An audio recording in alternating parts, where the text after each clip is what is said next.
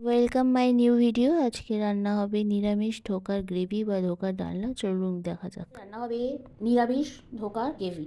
ধোকা করতে আমার লাগছে ধোকা, ফোড়নের জন্য জিরে, তেজপাতা, 3টে এলাচ, 2টো দারুচিনি, 5টা লবঙ্গ আর একটা শুকনো লঙ্কা, আদা বাটা। এখানে আছে ভেজানো কাজু, চারমগজ আর একটু সাদা তিল দিয়ে ভিজিয়ে বাটা আছে। আর এখানে আছে কাঁচা টমেটো আর লঙ্কা বাটা। এইগুলো দিয়ে আজকে হবে ধোকার। কড়া বসালাম, একটু তেল দিলাম কড়াতে আর একটু ঘি দিলাম, একটু জাস্ট।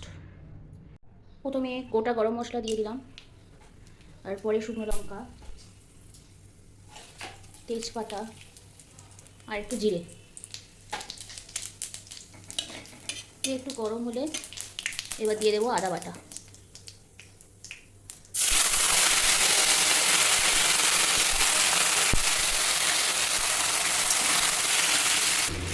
এটা হচ্ছে, এরপরে দেবো টমেটো বাটা।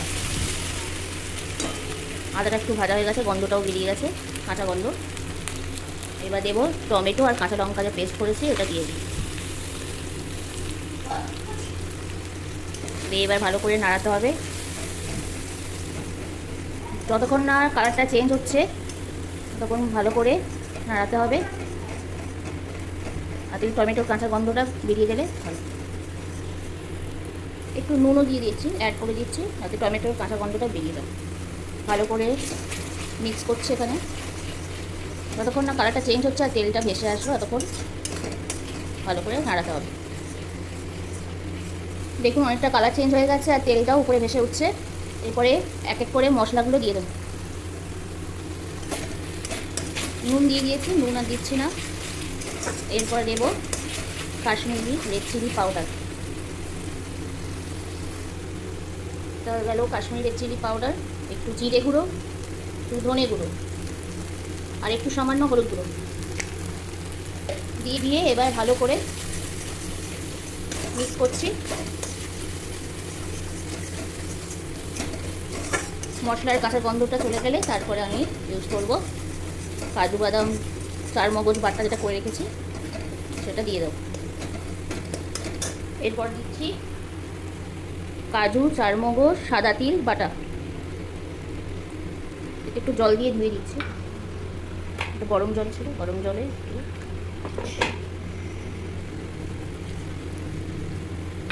দিয়ে একটু ভালো করে নাড়াচ্ছি।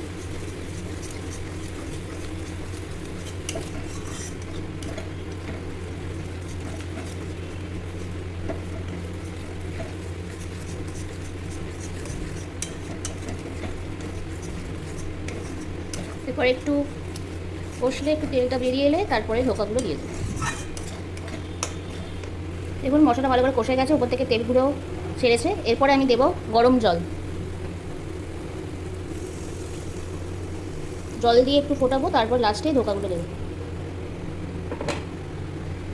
একটু ঢাকা দিয়ে দিলাম, একটু পরে আবার খোলো, দু 3 মিনিট পর খুলছে গেছে। এবার ধোকাগুলো দিয়ে দেবো এক একটা করে, ধোকাগুলো দিয়ে দিলাম।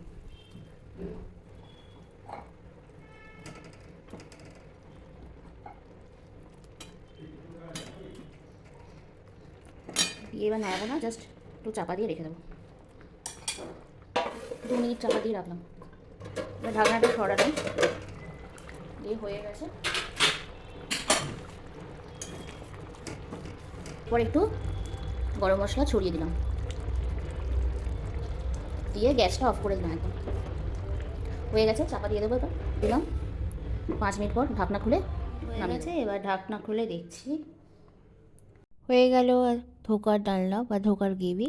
কেমন হয়েছে রান্নাটা আপনারা অবশ্যই জানাবেন, আর লাইক আর সাবস্ক্রাইব করুন।